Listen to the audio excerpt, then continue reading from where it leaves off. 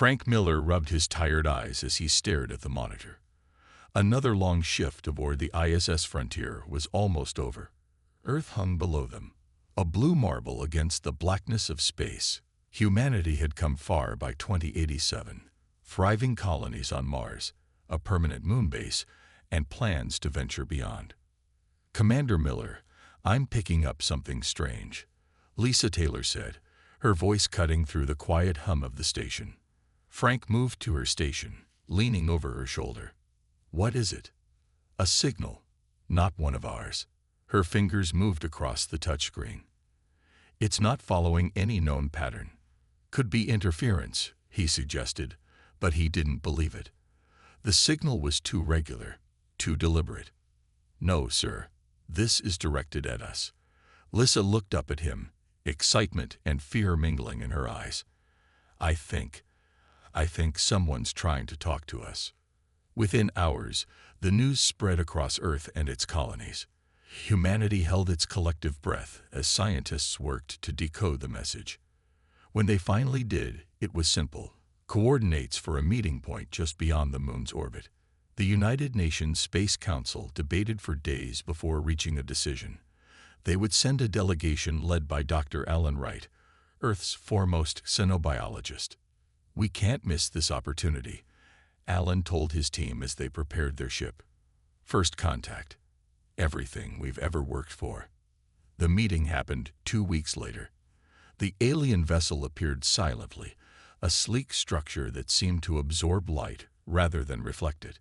It dwarfed the human ship. First communications were cautious but promising. The aliens called themselves Silurians, a spacefaring race from a star system 40 light-years away. They shared basic scientific knowledge as a gesture of goodwill. Humans responded with information about Earth's ecosystems and social structures. For 3 days, the exchange continued peacefully. Earth celebrated. News outlets called it humanity's greatest moment.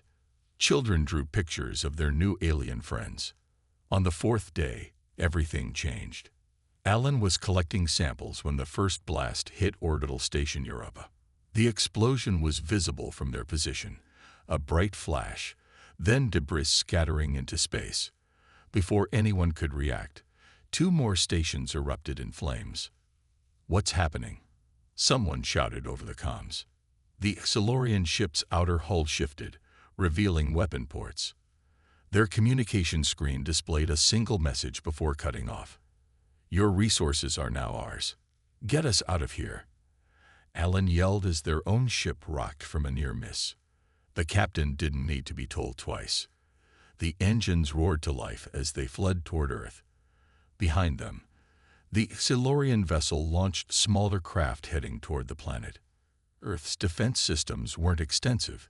Humanity had never needed to defend itself from space, but they weren't helpless either. Military satellites originally designed for destroying asteroids redirected their focus. Ground-based laser systems powered up. The first wave of alien ships met unexpected resistance. 3 were destroyed before they entered the atmosphere. The rest pulled back, regrouping near their mothership.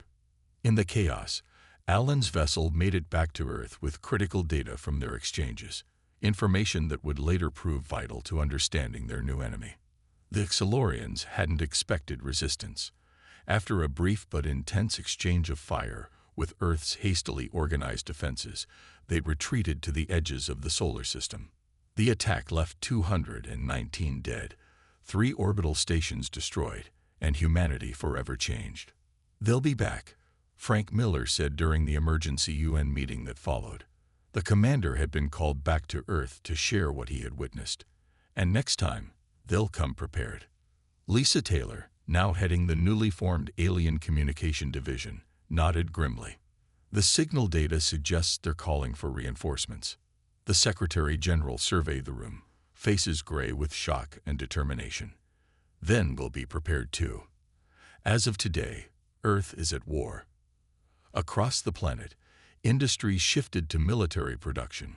Scientists pored over the data from first contact. Recruitment centers couldn't keep up with volunteers. Humanity had received its wake-up call. The universe was not peaceful, and Earth was no longer alone. 5 years passed since the Xilorian attack. Earth had changed. Cities now had shield generators rising above skyscrapers. Military vessels patrolled the skies. Underground bunkers existed in every major population center. Admiral Olivia Garcia stood at the window of United Earth Defense Force headquarters, watching workers install another defense cannon. Her dark hair was now streaked with gray, a result of endless stress and little sleep.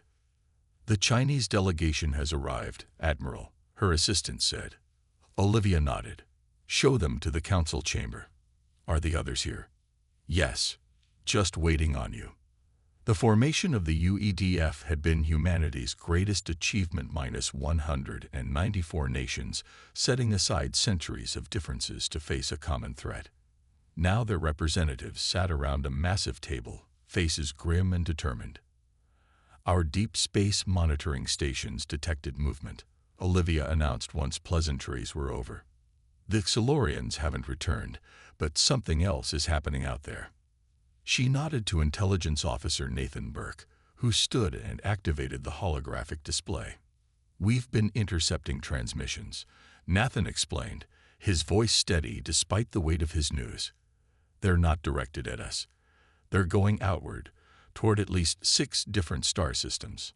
The room grew quiet as the implications sank in. "They're calling for help," said the Russian representative. "Building a coalition against us."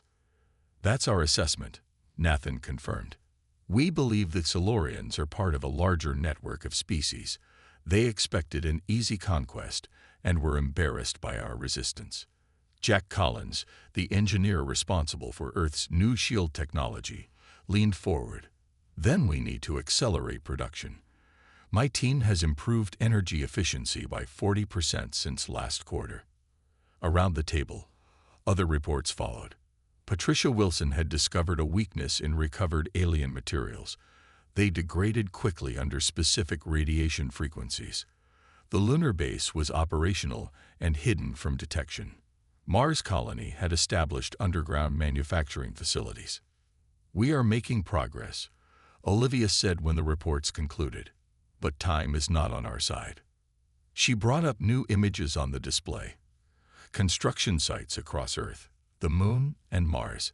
Hidden shipyards building vessels that didn't exist in any public record.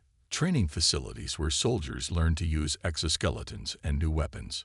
"Operation Fortress Sol is at 68% completion," she continued. "But our intelligence suggests we may have less time than originally estimated." Nathan nodded grimly. "The transmissions have increased in frequency and urgency. Whatever they're planning, it's accelerating." The meeting continued late into the night. When it finally ended, Olivia found herself alone with Patricia Wilson, the scientist whose work on alien technology had become central to Earth's defense strategy. "Do you think we can win?" Patricia asked quietly, looking exhausted. Olivia considered her answer carefully. 5 years ago, we surprised them with what little we had. Now we've built something they can't imagine. She pulled up classified images on her private terminal. Massive cannons hidden in lunar craters, swarms of autonomous defense drones, and the pride of Earth's new fleet, the Hyperion-class battleships. "Humanity has always excelled at 2 things, creating and destroying," Olivia said. "For once, those skills are serving the same purpose." Patricia smiled faintly. "Jack told me his team finished the quantum communication network yesterday. The aliens won't be able to listen in this time." "Good. We'll need every advantage." As Patricia left, Olivia turned back to her window. Somewhere beyond the stars, enemies were gathering. They thought they knew what awaited them, a primitive species, easy to conquer. They had no idea what humanity had become. The truth was simple. In their attempt to destroy humanity, the Xilorians had created the very thing they feared, a unified Earth with a single purpose: survival. And when the aliens returned, Earth would be ready. They called it the Silent Years, but underneath the apparent calm, humanity had never been busier. 10 years of preparation passed without another alien encounter, yet no one believed the threat had passed. Captain Ryan Howard stepped off the shuttle onto the dusty lunar surface. To casual observers, this area of the moon appeared unchanged since the first astronauts visited in the 20th century. The reality was very different. "Welcome to Artemis Base, Captain," said a voice as he entered the airlock. Chief Strategist Diana Foster greeted him with a firm handshake once he removed his helmet. "Was your journey uneventful?" "Completely routine," Ryan confirmed. "Just another supply run as far as anyone watching would know." Diana nodded, pleased. Deception had become humanity's greatest defense. While Earth's surface showed modest military presence, enough to explain their recovery from the first attack, but not enough to suggest their true capabilities. The real preparations happened elsewhere. They walked through corridors carved deep into the lunar rock. The base extended miles in every direction, housing factories, training centers, and living quarters for 20,000 personnel. The latest shipment includes the new neural interfaces, Ryan reported. Dr. Wilson says they'll improve pilot reaction time by 30%. Excellent. The simulators are ready to integrate them. Diana led him to the command center, a vast room filled with screens monitoring activity throughout the solar system. Here, the heart of Operation Scattered Earth pulsed steadily. Diana had conceived the strategy herself. Humanity would no longer keep all its eggs in one basket. Colonies expanded across Mars. Habitats orbited Jupiter's moons. Mining operations in the asteroid belt doubled as military outposts. Most importantly, each operated independently, with its own manufacturing and defense capabilities. If Earth fell, humanity would survive. "We detected unusual activity near Neptune last week," Diana mentioned as they reviewed system maps. "Could be natural phenomena, but we're not taking chances." Ryan nodded. "The stealth scouts, already deployed. We'll know soon." Elsewhere in the base, engineers tested the Hyperion weapons system. Technology reverse-engineered from damaged Silurian ships, combined with human innovation. Its first test had vaporized a small asteroid with frightening efficiency. The quantum communications network now spanned the entire solar system, allowing instant, secure transmission immune to alien interception. Every human settlement could coordinate without detection.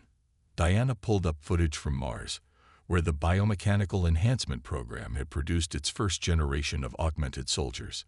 Men and women whose strength, reflexes, and endurance far exceeded normal human limitations. Volunteers who understood they were becoming something new to protect humanity's future. How much of this would we have accomplished without the alien threat? Ryan wondered aloud. Diana shrugged. "We've always needed enemies to push us forward. Before the Silurians, we pointed our weapons at each other. Now we have a better target." They turned their attention to new intelligence reports. The distant signals continued, suggesting ongoing coordination among alien civilizations. Earth wasn't mentioned directly in what they could decode, but references to the anomaly appeared frequently. "They still don't understand what happened," Diana said with grim satisfaction. "How their easy conquest fought back." Ryan smiled slightly. People always underestimate humanity. By the 10th anniversary of first contact, Earth appeared peaceful to outside observers. Cities had rebuilt. Children played in parks. Tourists visited landmarks. But observe longer, and you would notice oddities. Regular power fluctuations as shield systems tested at low capacity. Shipping containers that disappeared into unmarked facilities. The occasional night when citizens practiced evacuation drills. And far from Earth's watching eyes, in hidden bases and orbital stations, humanity prepared for war. 10 years, Diana said to the UEDF Council during their anniversary briefing. 10 years of silence and preparation. Our intel suggests it won't last much longer. Admiral Garcia, now with fully gray hair, but eyes as sharp as ever, nodded gravely. "Then let them come. The silent years have served us well." The first sign came from the long-range sensors near Pluto. A distortion in space, then multiple objects emerging from what appeared to be fold points in reality. The Exilorians had returned, but they weren't alone. 7 distinct ship designs moved in formation, 7 alien species in their armada. The UEDF command center erupted into controlled chaos as alerts sounded throughout the solar system. "Time to impact with Mars colony," Admiral Garcia demanded. 46 hours at current velocity, a technician reported. Garcia nodded. "Implement Operation Phalanx. All outposts to defensive posture beta." Across Mars, civilians moved to underground shelters while defense platforms powered up. The colony appeared vulnerable, exactly as planned. Hidden sensors tracked the alien fleet's approach, feeding data to command centers on Earth, Luna, and deep within Mars itself. 2 days later, the first strikes hit the red planet. Orbital bombardment targeted visible infrastructure. Alien landing craft descended on major settlements. They met token resistance, enough to seem realistic, but not enough to reveal humanity's true capabilities. Lieutenant Kelly Robinson watched from her hidden fighter bay as aliens swarmed over the public face of Armstrong City. Her squadron waited silently, ships powered down to avoid detection. "Prometheus Squadron, this is Control," came the message through her neural interface. "Estimated time to Phase 2, 15 minutes. Prepare for launch." Kelly felt the familiar surge of adrenaline mixed with the calm precision of her neural enhancements. "Prometheus Squadron, check in." One by one, her pilots responded, 12 of Earth's best, each bonded with fighters that responded to thought as much as touch. "Remember your training," she said. "These aren't the same enemies from 15 years ago. They're better armed and prepared, but so are we." The signal came exactly on schedule, as alien forces consolidated their hold on Mars. Believing victory was near, the trap sprung. From concealed silos, defense platforms rose to the surface. From hidden hangars, fighters launched. From underground bases, soldiers emerged. The real Mars Defense Force revealed itself all at once. Kelly's squadron shot upward through concealed launch tubes, emerging behind the alien fleet. Their ships, smaller and seemingly less advanced than the alien vessels, moved with impossible agility. Neural interfaces gave the pilots reaction times no alien could match. "Targeting their command ships," Kelly ordered. "Pattern Omega." Her fighters split into pairs, each attacking with perfect coordination. Alien vessels turned to respond, but found themselves caught between the fighters and suddenly active orbital defenses. The battle for Mars became a chaotic melee. Alien troops on the ground found themselves surrounded by forces emerging from hidden bunkers. In orbit, their ships struggled against swarms of autonomous drones and manned fighters. The aliens adapted quickly, bringing their superior firepower to bear. 3 of Kelly's pilots disappeared in flashes of light. 2 Martian cities suffered massive damage as alien ships crashed into their shields. But humanity had prepared for this moment for 15 years. The UEDF had studied the Exilorian tactics, improved their technology, and built layers of defenses. As the battle reached its peak, Earth finally revealed its true strength. The massive defense platforms hidden in lunar craters powered up, sending beams of focused energy through space to target the largest alien ships. The Hyperion system, now fully operational, created localized gravity wells that trapped enemy vessels. From his position in UEDF headquarters, Secretary General William Harris watched the battle unfold. When the moment came, he nodded to his communications officer. His message transmitted simultaneously to every alien vessel in the solar system. "This ends now. You came to our home uninvited. Twice. We have shown you only a fraction of our capabilities. Withdraw immediately or be destroyed." For several tense minutes, the aliens continued fighting. Then, one by one, their remaining ships began to retreat, not fleeing in panic, but withdrawing in careful formation. As the last enemy ship disappeared beyond Neptune, Kelly Robinson guided her damaged fighter back to base. Only 7 of her 12 pilots returned. "They'll be back," she said quietly. Yes, her wing commander agreed. But next time, they'll be afraid. The first sign came from the long-range sensors near Pluto. A distortion in space, then multiple objects emerging from what appeared to be fold points in reality. The Exilorians had returned, but they weren't alone. The UEDF Council convened 3 days after the battle ended. Casualty reports filled screens around the chamber. Damage assessments scrolled past in endless columns of data. 2 Martian cities required complete rebuilding. 3 orbital stations were total losses. But Earth had won. They weren't expecting us to be ready, Admiral Garcia said, addressing the gathered representatives. But they'll be better prepared next time. If there is a next time, Jack Collins countered. We bloodied their nose. Again. Maybe they'll finally take the hint. Dr. Grace Powell, who had been quiet throughout the meeting, finally spoke. Her voice was soft, but carried natural authority. After 15 years of studying alien communications, she had become humanity's foremost expert on extraterrestrial languages. They won't stop, she said simply. The transmissions we intercepted during the battle confirm it. The Exilorians answer to a greater authority, something they call the Galactic Concord. 7 species allied for mutual benefit and expansion. She pulled up visual data captured during the battle. We now have samples of all 7 languages. My team has completed the universal translator. We can communicate with any of them. The council chamber grew quiet as the implications sank in. Then perhaps it's time we did, said Diana Foster. Communicate, I mean. Admiral Garcia frowned. You're suggesting diplomacy. After 2 invasions. I'm suggesting we make our position absolutely clear, Diana clarified. Not just to the Exilorians, but to every spacefaring civilization that might consider Earth a target. Discussion erupted around the table. Some argued for building bigger weapons.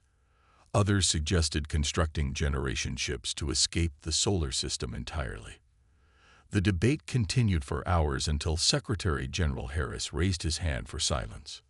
Dr. Powell, he said, could your translator broadcast a message that all these species would understand? She nodded. Yes, and with our quantum network, we could send it far beyond our solar system. Every civilization within 100 light-years could receive it simultaneously. Then that's what we'll do, Harris decided. We'll tell them exactly who we are. For the next week, Earth's best minds worked on the message. Historians contributed humanity's story of survival against overwhelming odds. Military strategists detailed how Earth had repelled 2 invasion attempts. Scientists explained humanity's rapid technological advancement. When finished, the message began with Earth's earliest history, tribes fighting for survival against nature and each other. It showed world wars and pandemics, natural disasters, and human cruelty.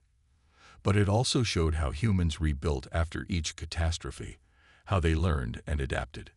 It explained how a species that had only discovered electricity 2 centuries earlier had managed to defeat technologically superior invaders. It detailed humanity's determination, creativity, and unprecedented ability to unite against external threats. The message concluded with footage from the recent battle. Earth's fighters performing maneuvers that should have been impossible, weapons disabling alien technology, soldiers standing firm against overwhelming odds. The final part was delivered by Secretary General Harris himself, standing before the United Nations Assembly. To all civilizations capable of receiving this message, he began, his voice firm and clear. We are humanity. We occupy the 3rd planet of a yellow star we call Sol. Twice now, we have been attacked without provocation. Twice, we have defended ourselves successfully. We have no interest in conquest. We do not seek war, but we will not be conquered. We will not be enslaved. We will not be harvested for our resources or our genetic material or whatever else you might value. We extend an open hand to those who wish for peaceful exchange. But to those who see us as prey, know this. We are ready. We are waiting. And we will defend ourselves with everything we have. The choice is yours. Dr. Powell checked the final translation once more, then nodded to the technicians. With the press of a button, humanity's message began its journey across the stars. A declaration and a warning to the galaxy, Merle Garcia demanded. 46 hours at current velocity, a technician reported. Garcia nodded. Implement Operation Phalanx. All outposts to defensive posture beta. Across Mars, civilians moved to underground shelters while defense platforms powered up. The colony appeared vulnerable, exactly as planned. Hidden sensors tracked the alien fleet's approach, feeding data to command centers on Earth, Luna, and deep within Mars itself. For 3 months after sending the message, silence reigned. Life in the solar system settled into a tense normalcy. Defense systems remained on high alert. Fleet exercises continued.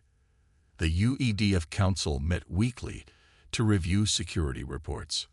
Dr. Grace Powell spent most of her time in the communications center beneath Geneva, monitoring for any response. Day after day, nothing came. Some began to wonder if their message had been ignored, or worse, interpreted as weakness. Then, on a quiet Tuesday morning, the first reply arrived. Grace was reviewing language patterns when an alert sounded. A transmission, using Earth's own quantum communication frequency, but originating from a star system 12 light-years away. "Get the Secretary General," she told her assistant without looking up from her screen. "And Admiral Garcia, tell them it's happening." Within an hour, Earth's leadership gathered around her workstation as she decoded the message. "It's from a species calling themselves the Arcturians," Grace explained. "They're acknowledging receipt of our message and expressing. I believe this translates to respectful caution." The message played on the main screen. An alien with blue-tinted skin and 4 eyes speaking in a melodic language, while Grace's translation appeared as subtitles. "We have watched your system from afar," the alien said. "We knew of the Xelorian interest in your world, but chose not to interfere. Your defense of your home was unexpected, impressive. The Xelorian collective rarely faces resistance." Secretary General Harris leaned forward. "They know the Xelorians. Are they allies?" Grace shook her head. "They say they're neutral. Listen." The message continued. "We are not part of the Galactic Concord. Many civilizations choose independence. We would welcome peaceful exchange of knowledge with humanity." Before anyone could respond, another alert sounded. Then another, and another. More responses coming in, Grace announced, her voice tense with excitement. Dozens of them, from different star systems. For the next several days, messages flooded in from across the galaxy. Some expressed fear and pledged to avoid Earth's space. Others showed curiosity about the species that had defeated the Xelorians. A few contained veiled threats. One message in particular caught everyone's attention. It came from a system only 8 light-years away and identified itself as from the Arcturian Alliance, a coalition of peaceful species. "The defeat of Xelorian forces has created opportunity," their spokesperson explained. "Their empire faces internal struggle. Client species are questioning Concord rule. Your actions have changed the balance of power." Nathan Burke, still heading intelligence after all these years, compiled a report based on the incoming messages. "We're getting a clearer picture of galactic politics," he told the council. "The Xelorians are part of this Concord. 7 aggressive species that dominate about a third of the known galaxy. They've conquered dozens of worlds. And now they're having problems," Admiral Garcia observed. "Because of us." "Because they failed twice," Nathan corrected. "Apparently, that's unprecedented." The Arcturian Alliance requested a face-to-face meeting. After careful deliberation, Earth agreed. A neutral location was selected, an uninhabited planet halfway between their systems. Ambassador Eric Daniels was chosen to lead the human delegation. At 52, he had spent his career in difficult negotiations during Earth's unification. Now he faced his greatest challenge. "We need to show strength without aggression," he told his team as they prepared. "They respect our victory, but fear our potential." As their ship approached the meeting point, Eric stood at the viewport watching the stars. Humanity had crossed a threshold. They were no longer alone, no longer hidden. Their actions had sent ripples across the galaxy. The Arcturian vessel awaited them, elegant and clearly unarmed. A gesture of trust that Eric appreciated. "Open a channel," he instructed his communications officer. "Channel open, Ambassador." Eric straightened his uniform and spoke clearly. "This is Ambassador Eric Daniels of Earth. We come in peace and good faith." The response came immediately. "Welcome, humans. Your reputation precedes you. The species that fought back awaits." 5 years passed since Earth sent its message to the stars. The solar system had changed again, but this time not solely through military preparation. Ambassador Eric Daniels stood on the observation deck of the newly completed Harmony Station, watching an Arcturian vessel dock smoothly alongside ships from Earth, Mars, and 3 other alien civilizations. The massive space station orbited at Earth's L5 point, serving as humanity's primary diplomatic hub. 17, he said to Admiral Olivia Garcia, who stood beside him.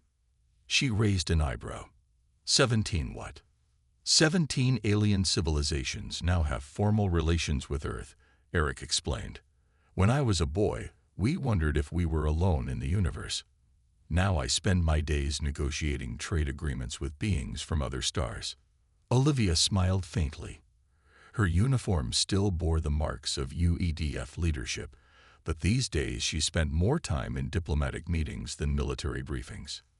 "Not all changes have been peaceful," she reminded him. "The Proxima incident last year nearly started another war." Eric nodded grimly. When the Vexillar had attempted to establish a military base in the Proxima Centauri system, just over 4 light-years from Earth, humanity had responded swiftly. The resulting standoff had lasted 3 tense weeks before the Vexillar withdrew. "The Terran Doctrine made our position clear," Eric said. "We claim no territory beyond our system, but we will not allow hostile forces near our borders." Below them on the main concourse, humans and aliens mingled. Scientists exchanged research data. Merchants negotiated resource trades. Cultural attaches arranged art exhibitions. 5 years of contact had brought both challenges and opportunities. The Arcturian Alliance had become Earth's strongest ally. Their technological expertise combined with human innovation had produced advances neither could have achieved alone. Medical treatments, energy production, agricultural techniques, all improved through cooperation. Even more surprising were the Exilorians. After their second defeat, internal dissent had fractured their leadership. The new government, desperate to maintain power, had eventually approached Earth with cautious diplomatic overtures. "Ambassador Daniels, Admiral Garcia," a voice called from behind them. They turned to see Dr. Alan Wright approaching. Now in his 70s, the xenobiologist who had survived first contact still played an active role in alien relations. "The SETI delegation has arrived," Alan informed them, "and they've brought an unexpected request." "Another one seeking protection?" Olivia asked. Alan nodded. "They're being pressured by the remnants of the Concord. They've heard about our defense capabilities and want to discuss a security arrangement." Eric wasn't surprised. Earth's reputation had spread across nearby star systems. The species that fought back had become both respected and feared. Some smaller civilizations now looked to humanity for protection from aggressive neighbors. "We'll meet with them," Eric decided, "but remind them that our protection comes with conditions. We defend, we don't conquer." The 3 walked together toward the diplomatic chambers, passing through sections of the station designed for different atmospheric requirements. Harmony Station embodied humanity's new approach, prepared for threats but built for peace. In the 5 years since the message, Earth had transformed again. Defense remained a priority, but resources increasingly shifted toward exploration and diplomacy. The first human deep space vessels now ventured beyond the solar system, carrying scientists and diplomats rather than just soldiers. As they entered the meeting room, representatives from 12 species rose in greeting. Some were allies, some trading partners, some still cautious observers. All recognized humanity as a power to be respected. Before we begin, Eric said once everyone was seated, I want to acknowledge the anniversary. 5 years ago today, Earth sent its message to the stars. We didn't know how the galaxy would respond. The Arcturian representative, Zenith, inclined his four-eyed head. Your message changed the balance of power. Many feared you would become conquerors yourselves. That was never our intention, Olivia stated firmly. We understand that now, Zenith replied. Your restraint has proven as impressive as your strength. Later that evening, Alan Wright and Olivia Garcia stood together watching the construction of Earth's first purpose-built interstellar embassy ship. The massive vessel would serve as a mobile diplomatic platform, capable of visiting distant systems. Did you ever imagine this outcome when the Exilorians first attacked? Alan asked. Olivia shook her head. I expected us to survive. I didn't expect us to thrive.